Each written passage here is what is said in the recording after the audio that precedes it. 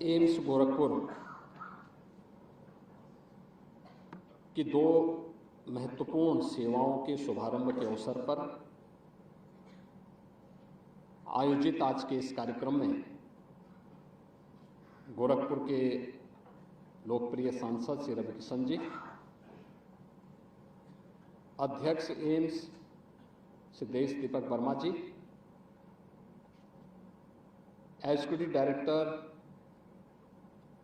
AIIMS professor Gopal Krishna Pal ji, महापौर Gorakhpur doctor Manglesh Srivastava ji, आज इस समारोह में उपस्थित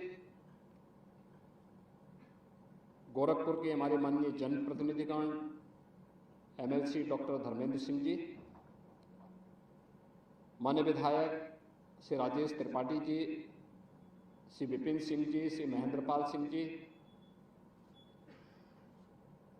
एम्स गोरखपुर के सभी फैकल्टी मेंबर्स, यहाँ के सभी स्टूडेंट्स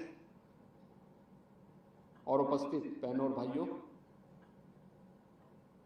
एम्स गोरखपुर में ब्लड बैंक और डायलिसिस सेंटर के शुभारंभ के अवसर पर मैं आप सबको हृदय से बधाई देता हूं।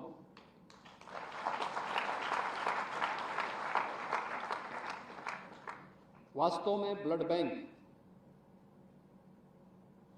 किसी भी मेडिकल संस्थान की एक आत्मा कही जा सकती है और आज के संदर्भ में इसके बगैर वहाँ की व्यवस्था का सुचारू रूप से संचालन होना अत्यंत चुनौतीपूर्ण है। एम्स गोरखपुर में यह सुविधा अब प्रारंभ हो गई है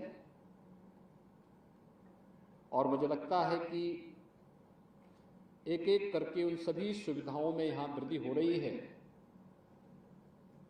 जो वर्षों से लोगों की एक भावनाएं थी। मुझे बताया गया कि एफरेसिस की सुविधा से युक्त यहाँ पे ब्लड बैंक पहले चरण में ही प्रारंभ हो रहा है। कितना कठिन था। मुझे याद है आज से 20 वर्ष 25 वर्ष पहले गोरखपुर में 2-3 ब्लड बैंक थे और उस समय भी केवल होल ब्लड ही निकलता था।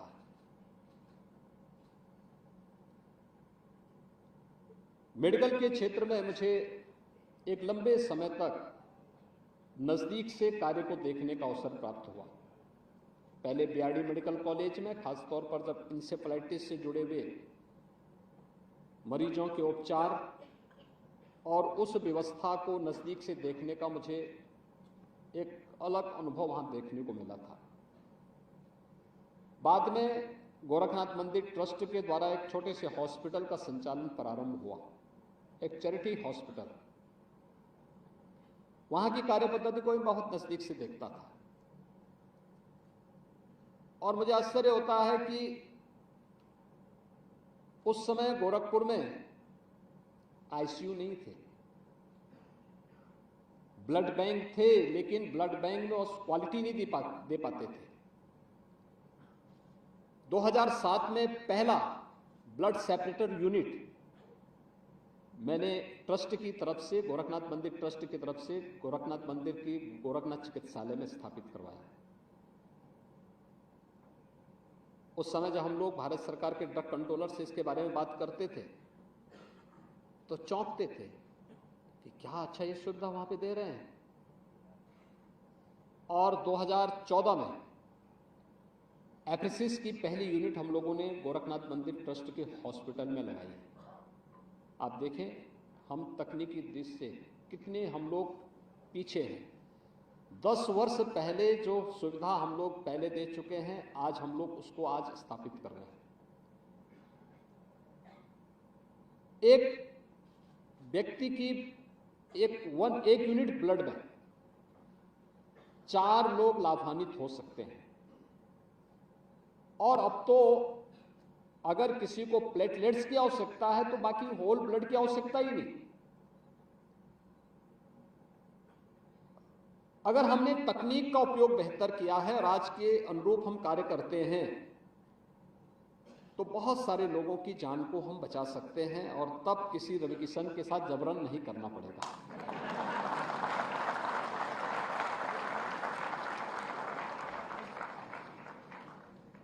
दूसरा, लोगों को वॉलंटरी इस कार्यक्रम के साथ जोड़ने के लिए भी हमें तैयार करना होगा। और दूसरा, डायलिसिस की सुविधा। गोरखपुर में डायलिसिस नहीं होती थी, डेंगू बहुत था, यानी इंसेफ्लाइटिस के बाद, इंसेफ्लाइटिस यहां पे 77-78 में पहली बार देखने को मिला था और बीआरडी मेडिकल कॉलेज के हमारे चिकित्सकों ने बहुत मेहनत भी की।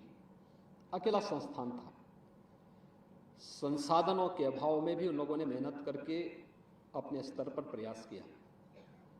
लेकिन इसका एक दुखद पहलू भी है, इस पे रिसर्च पेपर नहीं लिखे गए। स्टडी जिस स्तर पर होनी चाहिए थी स्थानीय स्तर पर नहीं हो पाई। लेकिन जो वहां आता था उस पर समय पे आ गया तो रिलीफ लेकर के जाता था।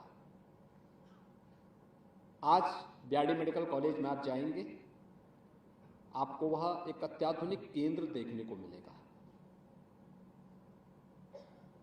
पीडियाट्रिक्स डिपार्टमेंट कैसे काम होना है, कैसे बच्चों की बेहतर सुविधाएं हम दे सकते हैं, पेशेंट केयर कैसे होना है, ये सुविधाएं आज वहां देखने को मिलेंगी। सुपर स्पेशलिटी का ब्लॉक कैसे फंक्शनल होना चाहिए, यह भी वहां देखने को आपको मिलेगा। और मैंने इसीलिए कहा कि एक स्वस्थ प्रतिस्पर्धा खड़ी हुई है एम्स गोरखपुर में और बीआरडी मेडिकल कॉलेज में, और इस स्वस्थ प्रतिस्पर्धा क्वालिटी को लेकर के होनी चाहिए, आगे बढ़नी चाहिए और देखना चाहिए कि कौन बेहतर करके दिखाता है, कौन अपने आप को साबित करता है।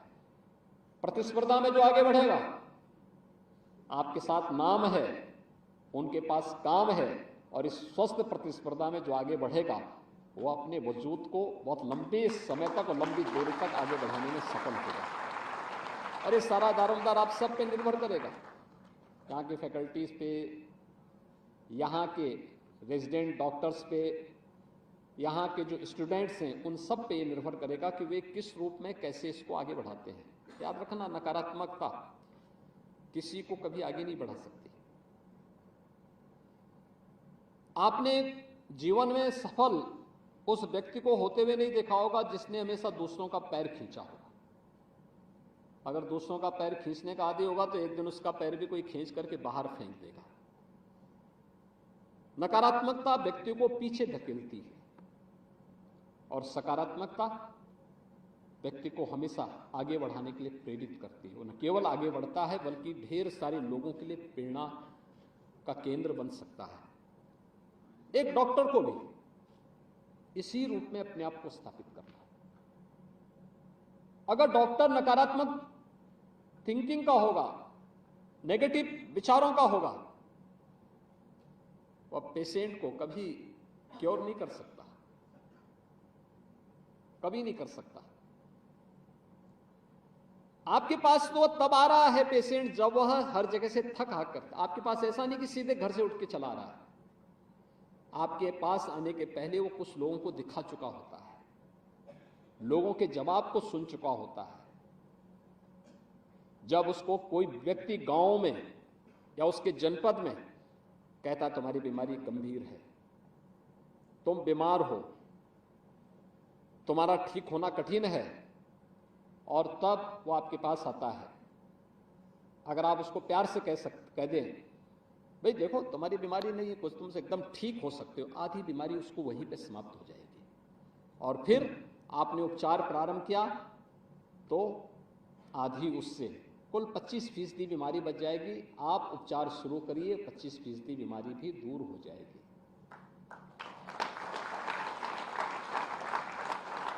मैंने हमेशा इस बात को देखा है। कोरोना शुरू हुआ था, कोरोना महामारी आई, और कोरोना महामारी के आने पर जब 22 मार्च को प्रधानमंत्री जी ने, देखिए यही महीना है, आज से 4 वर्ष पहले उन्होंने आह्वान किया था देश के अंदर थाली बजाने का। पूरे देश के लोग शाम को अपने घरों के ऊपर इस अभियान के साथ जुड़े थे। लोगों की मानसिकता को, नेशन के मूड को जानने का एक अवसर था।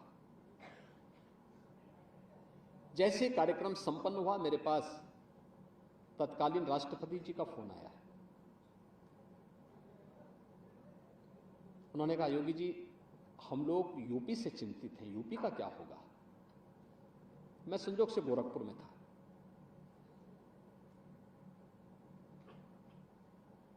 मैंने कहा, ऐसा कोई दिक्कत नहीं, जैसे देश अपनी लड़ाई लड़ेगा वैसे उत्तर प्रदेश भी अपनी लड़ाई को लड़ लेगा। लेकिन बीमारी कोई चीज नहीं होती है, उसको लड़ने की इच्छा शक्ति होनी चाहिए, और इच्छा शक्ति लीडरशिप पे निर्भर करती है। हमारे पास प्रधानमंत्री मोदी जी की लीडरशिप है, हम लोग इस पे विजय प्राप्त करेंगे। उन्होंने कहा, नहीं, हम लोग चिंतित हैं, कैसे 22 से 24 करोड़ की आबादी को कैसे संभालेंगे आप। मैंने उन्हें आश्वस्त किया, मैंने कहा, आप चिंता मत करिए, कंट्रोल हो जाएगा। अभी मैं सोच ही रहा था, तब तक फिर उपराष्ट्रपति जी का फोन आ गया। उन्होंने कहा, योगी जी आप कहाँ हैं। मैंने कहा, मैं लखनऊ से बाहर हूं। कहा कि आपको इस कोविड-19 के बारे में